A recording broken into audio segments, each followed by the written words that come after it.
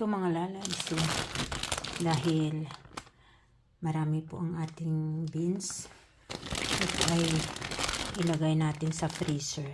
Tingnan mo po mga lalabs, nilinis ko na po yan. Siyempre pag dapat sana hindi naman talaga ganito kadami ang ilagay ko, pero okay na yan, pang isang araw na ulaman pag magluto tayo, no? Tingnan nyo mga lalabs, diba? Yan po yung violet. Yan. Yung parang medyo green yan, yung parang hindi siya nakitaan ng araw. Yung katulad pag magawa ka ng beans, diba?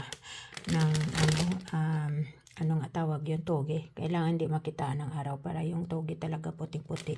Ito parang hindi siya yung sa loob na talaga na kasi sa daming dahon niya. Yan, parang hindi siya talaga yung pinaka sa loob yan. Yan, tingnan nyo mga